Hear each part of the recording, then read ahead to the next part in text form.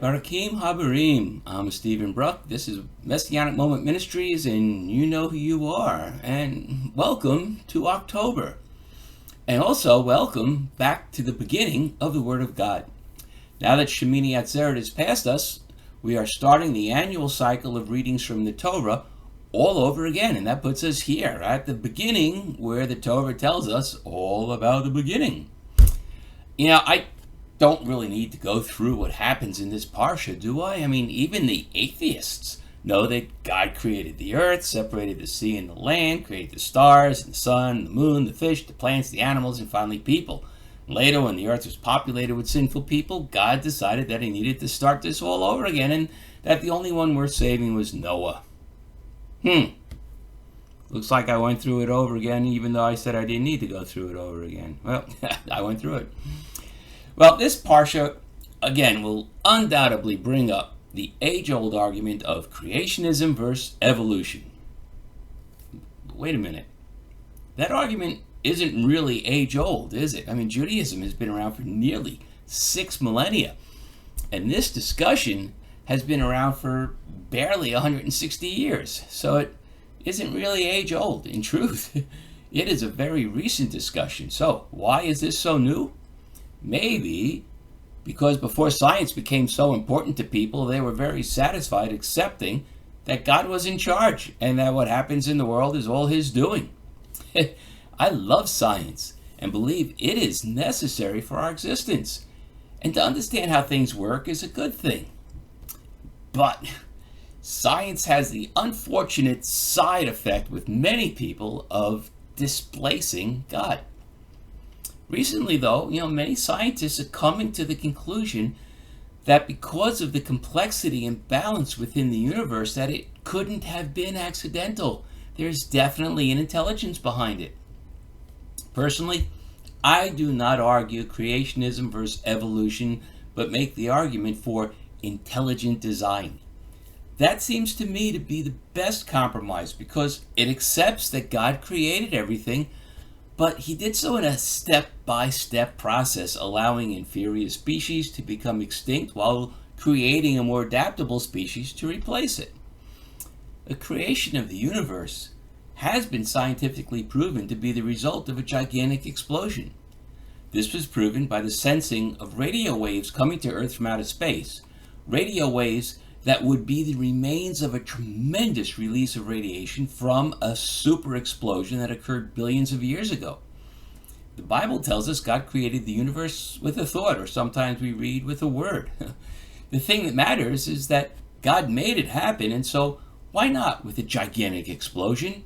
Why couldn't God have reversed a black hole, releasing all the matter that had been condensed within its unmeasurable gravity?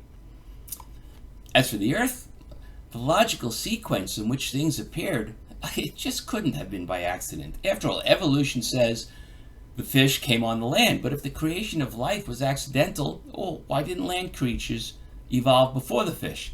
Why couldn't they have evolved together? Why couldn't have we been formed from the start as we are now?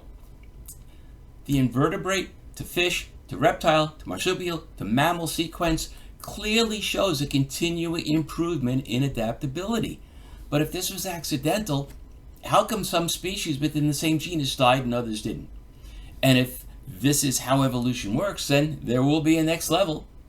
Will that result in Homo sapiens, who might still be around, being enslaved by a superior form of humans?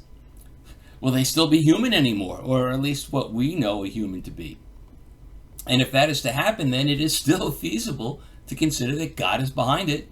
In fact, from a strictly logical viewpoint, it makes more sense that there is some intelligence far superior to ours designing and improving the workmanship of life than to suppose these things are happening by accident, or more accurately, by some beneficial genetic mutation. There have been many different mutations over the centuries, and how many of these have ever been recorded as beneficial to the species?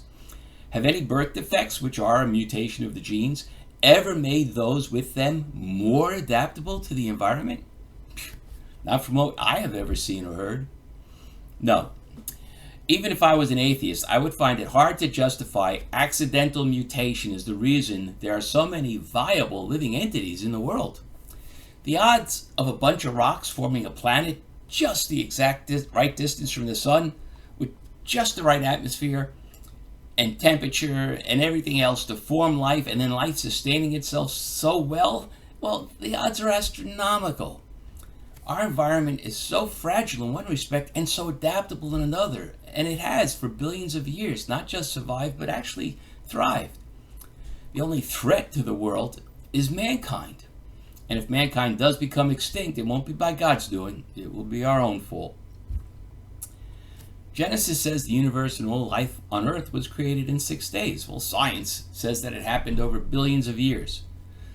Because I believe in intelligent design, and also that God is beyond our understanding, which includes science, that when God told Moses to write 6 days, as far as God is concerned, hey, those billions of years could easily have seemed like 6 days to him.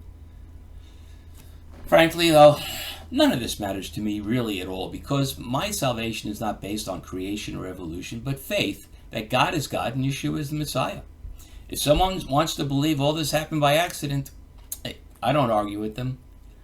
However, I do feel a sense of pity for them, because, well, if everything happens by accident, what hope can they have? None. I believe God created everything in the universe, and that the evolution of the Earth species over the millennia has been by his design. I also believe that he's going to stop at our current state of development. Why now? Well, because he has told us that when he sends the Messiah for the last time, which is the next time since Yeshua already came once, well, when that happens, he will create a new earth for those who are to be saved, and we will live in God's presence for all eternity. I don't know about you, but that sounds pretty final to me. Well, thank you for being here, and please share these messages, subscribe to the website and my YouTube channel here as well, and like my Facebook page. My books are available for sale. My 4th one actually is going to be out soon, which is going to debunk many traditional lies about Yeshua.